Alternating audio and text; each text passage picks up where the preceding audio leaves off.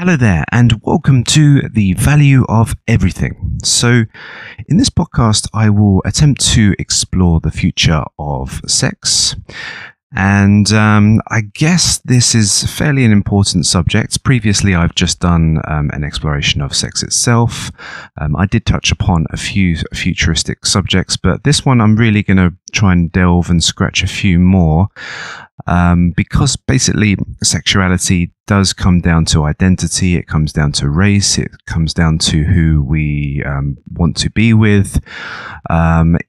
It becomes part of our hierarchy structure, it becomes part of class systems, it's part of the way we structure our society. Everything really centers around, obviously, the bases of survival and reproduce. This is one of the major areas, and hence why it's important to explore these factors, particularly with the advent of new technologies and cultural changes, which are probably coming about fairly soon. So, the very first part I'd like to just mention before we go into all the different subjects would be the idea of fertility. So, essentially, a man has very abundant fertility in terms of his sperm production, and the woman has scarcity in terms of her egg production. Hence why with that component we do have a structure of really a men trying to chase after the women, trying to acquire resources, try to appease to a woman, and then the woman will choose her partner. Now obviously there are certain exceptions to this rule, but generally we can sort of assume that sort of thing, particularly where it happens throughout the animal kingdom as well. Now, with humans, we've got an interesting thing because we can now, we have the ability to change fertility, which not really anybody else of the animal kingdom does have. So we now have the option to flip that in a whole different direction, and where we could flip that really does change everything about our animal, the human animal, if you would say, and it potentially even could lead to our demise. It could lead to a evolution. Who knows exactly what potentially could go around the corner, but I'm just going to explore a few thoughts. So I'm going to go into probably a bit of a deep one right now. So there is the MGTOW movement, which is men who want to go alone. They don't really want to connect to society. They're not really interested in having the family, the wife, and all the pressures that lie with that. And they're quite satisfied to play computer games and just live in a very small accommodation with very low costs and do a fairly easy job just to sustain that kind of living.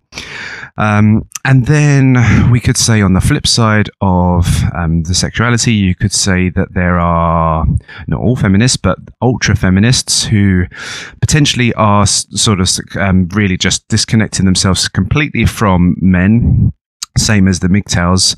Then they could potentially just go off on their own and not connect to society. Now, obviously, both sides of those can just not reproduce, and then they pretty much diminish, and then you just have the new stock of people that come around.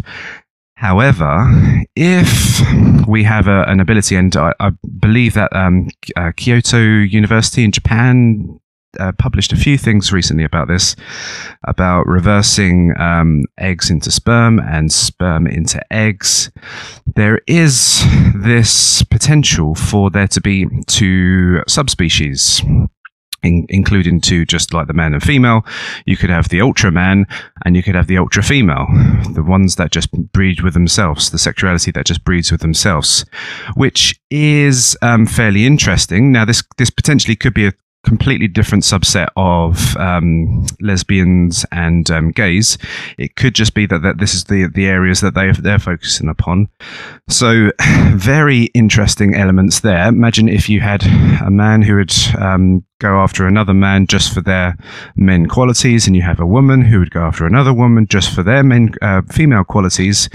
You potentially are creating something ultra or something that's more desirable in a certain fashion, which potentially does lead to subspecies, which is fairly interesting. I don't know exactly. I mean, we're going so far into the future. I don't know exactly what cultural and different effects and law and morality does hit on those points. But I guess morality is a little bit of a tricky one, because if you are reproducing, you're reproducing something into a certain ideology rather than what is the main set. So it's fairly interesting questions, arguments that you can come. It's probably even like you could create a whole movie about this just to explore how these subsets could work.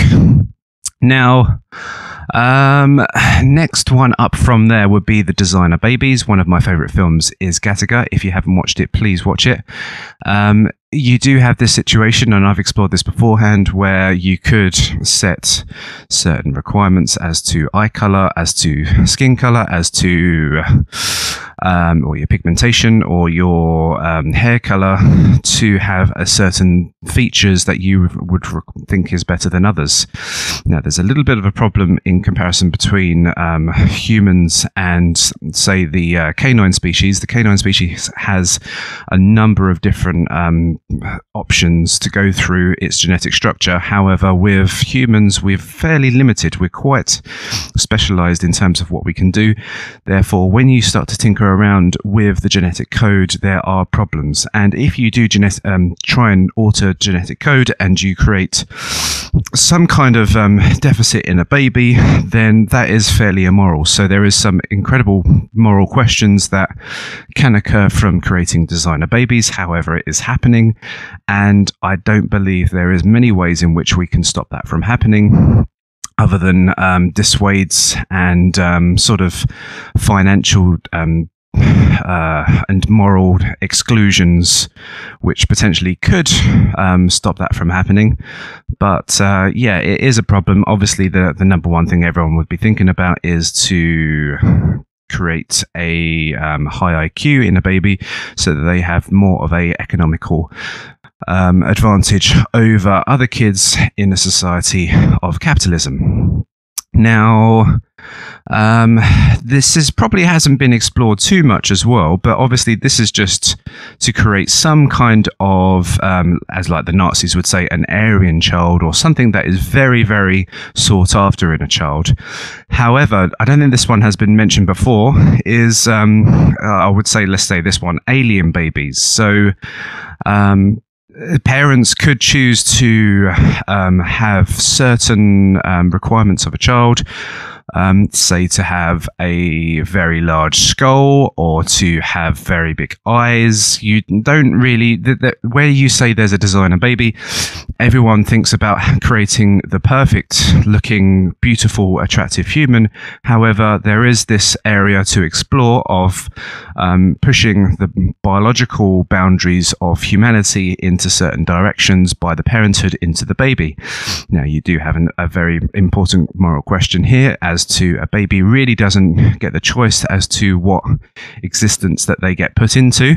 However, if, and this is a big if the calculation works so well that it is a massive advantage over other children, then it works out quite well. If it is, but obviously you are really being totally wiped out of your identity. You are an alien to the rest of the world, and I don't think that's really acceptable.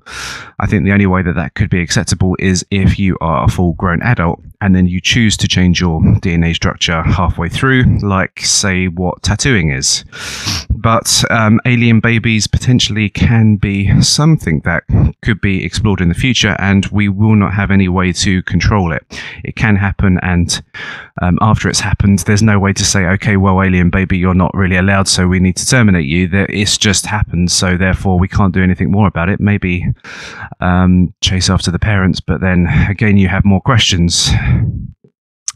But that's probably a bit of a weird one. I'm just going to go back to another one as well, which really does question like the framework of society as well. So where you do have the ability to create designer babies, obviously you can, you do need to get DNA from other parents who, say, if you say if, for example, I wanted a black baby and my partner was white, then I would need to use the DNA from a black person to get that pigmentation color on my child's skin. So really, the lineage of that child is going to be three-way. Now, you could potentially have an example here where you could structure polygamous families to have children which are connected by all the parents in certain manners and certain ways. And you potentially even can select certain attributes which relate to that person as a whole. So, this is probably very, very far into the future, but say you like one parent because they've got a perfect nose, so you put that onto the child, and you have another woman or another man who has perfect eyes, and you want to put that onto the child. And you potentially could create polygamy in a large family selection, and you could have this certain child who was related to all parents, and that would be kind of interesting. But it's very unusual. Every time I mention one of these points, it's not like I'm really a big proponent of it. I find it weirding me out a little bit at the time. But multi-parent families, polygamy relationships may become more prevalent in the ideas of our ability to change DNA structure and use multiple eggs and multiple sperm to create a child. Okay, next up, sexual transmitted diseases or infections. I think everyone sort of is on the same page here when it comes to like cancer research and a lot of other things. We do have this situation occurring where potentially we could eradicate a lot of these viruses, infections, and one of the questions would be, how would that change our view of sex? So I'll just go back one step before I go in any further there, actually. We do have the ability of creating nanobots fairly in the future. We have DNA drugs, which can change the DNA code.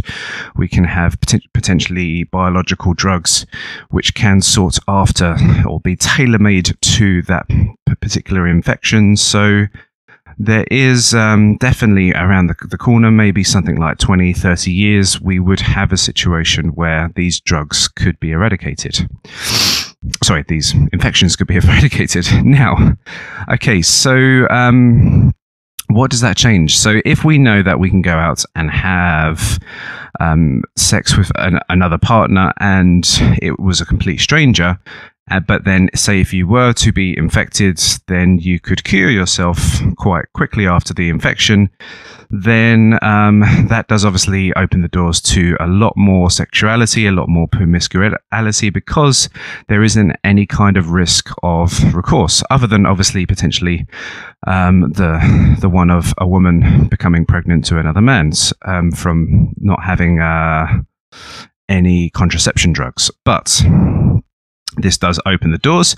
I guess this does even potentially change the way in which we view homosexuality as well. Homosexuality is quite closely linked to the HIV virus and things like that. So obviously gays are probably a little bit more connected to promiscuity as well.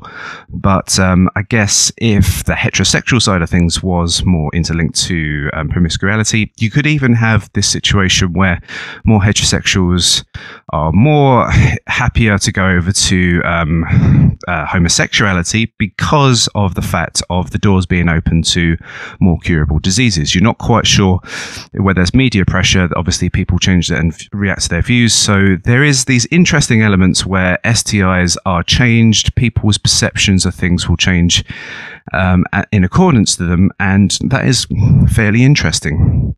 We also, on the side of drugs there, is we have had, obviously, the designer drug of Viagra coming in for the men to stop erectile dysfunction.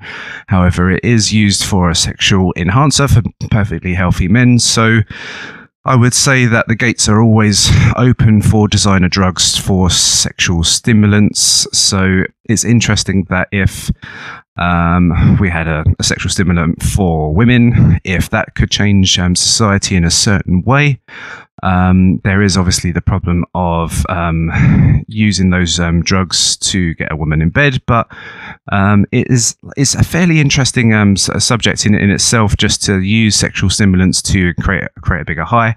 However, I would say with caution with any of these kind of drugs, probably it's going to get you into a state of a very good high at first, then you're in a state of addiction, and then it sort of descends you into incrementing your drug dosage and really starting to become a bit of a destructive path of your life. Okay, so I did touch upon gays and transgenders, gays in general with homosexuality in terms of STIs and HIV, but I guess just in like civil liberties and freedom, I would imagine that gays, transgenders, and a number of different sects and ideas and ideologies in terms of sexual nature will come into the fray a little bit more as human liberty is allowed, freedom is allowed to pass, so therefore people can be happy with themselves and their identity. So I guess society in general, particularly more the Western societies, will have more so people that are willing to cross-dress, be homosexual in public, things like that. So none of that's really bad. It's just that's the way that society is moving in that direction. People are free to do whatever they wish to with themselves. So as long as both people are agreeing. So next up, yeah, so I guess there is this thing about cultural acceptability. I'm not sure where I mentioned with this one, but I think there may be some certain things. There may be a question, obviously, where I mentioned about people doing things with themselves is totally fine. But there is a question of a push maybe too far in one direction where we find things are too acceptable in certain directions. So say, if we allow certain things which weren't acceptable, like harming other human beings or harming children, then that there could be potential problems in which where we're going too culturally accepting that things can harm other people. So maybe there is certain situations in society where we liberalize things too much. There may be a situation where acceptance can be a bit problematic, and it does have a certain throwback on society. Just let me make it clear, gays and transgenders are not connected with that. It's just a statement in general of acceptance. If you accept so many things, there can be problematic and malevolent things that can come into the fray, disguising itself. Okay, so let's go into the realm of technology. So I guess it's really it was really coming out quite rapidly in the early 90s, but then it just died a death. But virtual reality is coming back into the fray again. Everyone's sort of realizing that it's going to be probably a headset that you put on rather than having this little console in the corner. And maybe even you, as you get a little bit more advanced, you may have some situation where you've got a holodeck. But virtual reality is going to be sort of the new realm, I would imagine, where there is a certain level of scarcity. If you could create virtual reality porn, and it's pretty hard to reproduce, you'd need a certain system to run it on and everything else, then that's where the porn industry is going to start running into. So virtual reality is going to be the new area, I would imagine, of sexuality. And potentially once you have porn, then potentially you could have players who you could have virtual reality sex with another individual, like you would have a camera conversation with somebody else. You potentially could extend that to other realms.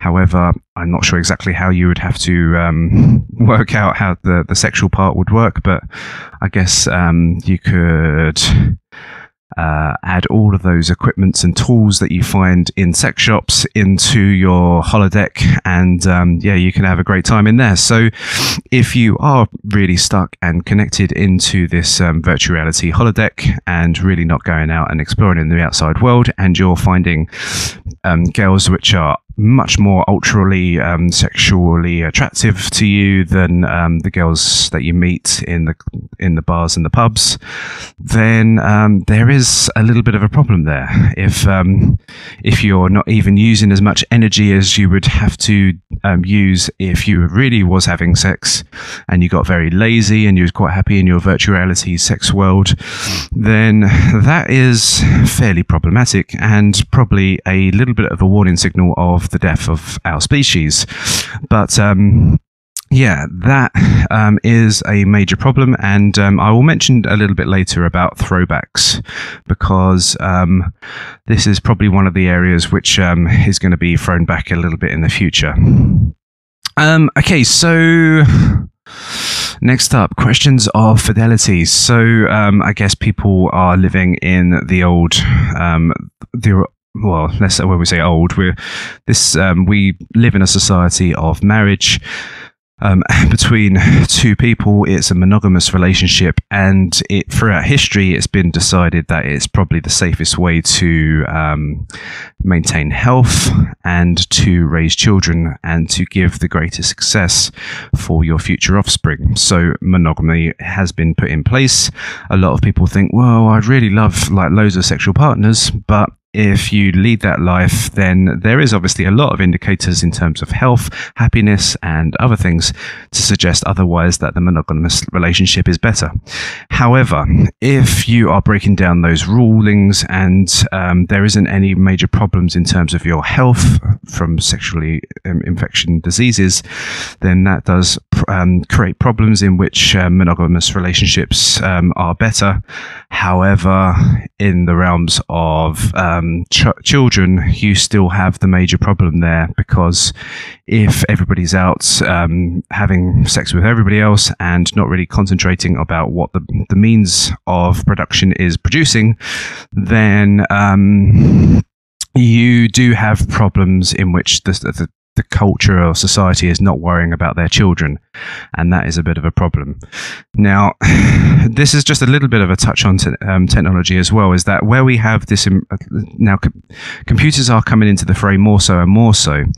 You do have a situation as well is where parents are being used less, and they're using robotics or their iPads to raise their children, to educate their children. And that may be another little bit of a problem of the disconnect of society as well. So people can be as promiscuous as they like, has as many children as they like, and then as long as they can afford the robotics and the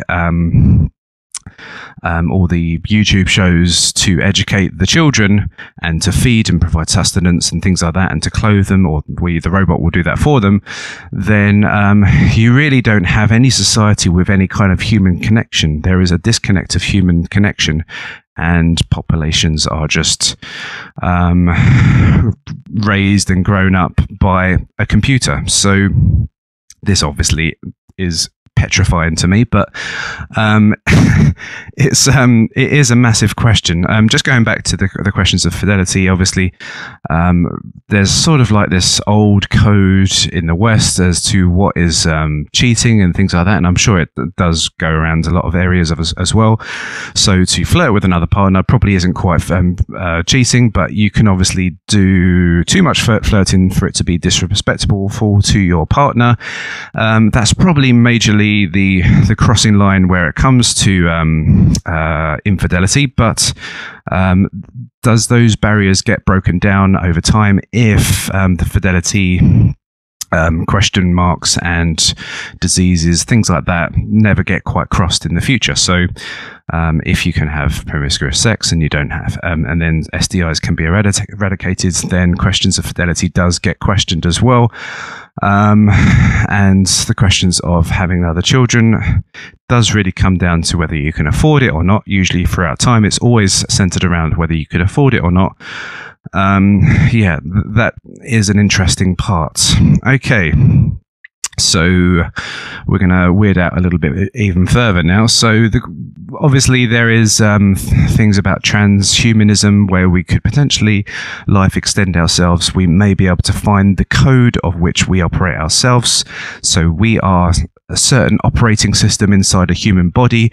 Imagine if we could transfer ourselves as data into a computer or a server. So imagine that how that would affect sexuality itself. Do really we require our sexuality, or do we just need to operate in the realms of what we are? If we do upload ourselves into a server, do we lose all of our sexuality from doing so? There's also the question of like the greatest minds of time. If you think of Socrates, if you think of Tesla, they did really just quell down their sexuality over time, and really just I think Tesla never really had any partners in his time, because even though he had loads of people chasing after him, Einstein I think just really wanted a partner who was going to support him and provide him his tea and coffee and his food when he required it. So he was just really more looking for somebody that could be subservient to him. So the realms of sexuality does change, where you are really pushing yourself into a direction of creating things and innovating things. And if you are in a sort of server operating system world and you're just trying to create things rather than use things to gratify yourself, then that does question sexuality. And obviously if you think of how people want to extend their lives, that is very strongly a potential where things could lie. Also, if you think, this is a weird thing as well, if you think that if an operating system is if we transfer ourselves as an operating system as data onto a server, then the new sex, as this probably doesn't sound that sexy in things, but is to create a new operating system. So you try and design a new operating system, which potentially is a new sort of conscious being on a server, and that maybe could be the new realm of sexuality itself. I guess being data on a server is better a solution to the overpopulation and the degradation of environments. But obviously it does, all of these kind of transhumanisms does scare me. Imagine being a human being without emotion. Is it even worth it? Would it be better just to die rather than to exist in this sort of subhuman existence? So I guess one thing just to draw from all of this is that is just it is really questioning all of these like areas, is questioning the man and is questioning the woman. Every single pieces of these technology, every single pieces of these cultural changes is pretty much taking a massive question mark or a body blow to both of the sexes, and potentially even just merging or blending the sexuality in itself of what is to be a man, what is to be a woman. So I would say, if I was going to draw anything from this, is to go back to old philosophy and say that there is a mean in which there is a right degree of sexuality, not to go too far as to which to instantly gratify yourself and to just pleasure yourself forevermore and really just destroy your own life, and not to go too little to really retrench yourself and never to reproduce and never to exist forevermore. So there is this balancing area, and in which each one of those categories that I've gone through, there will be a reaction. So for every action, there's a reaction. Sorry, I couldn't say that there. So there will be throwbacks to every kind of area there, and you can definitely see that as technology advances, you may have little societies or pockets of people trying to take themselves back to old times, say like the Mormons and things like that, to state that our existence is probably is going to be more guaranteed if you stick with old rulings of monogamous relationships and things like that, rather than to go into a world of hypersexualization and neglect of children, so that you really lose all the benefits of having a beautiful life experience through raising your children. So thank you very much for your time as always. It's been a pleasure. If you've got any thoughts, comments, suggestions, and any other ideas that you'd like to put down at the bottom, it would be very much appreciated. Also, please subscribe if you are interested in any further podcasts, and I will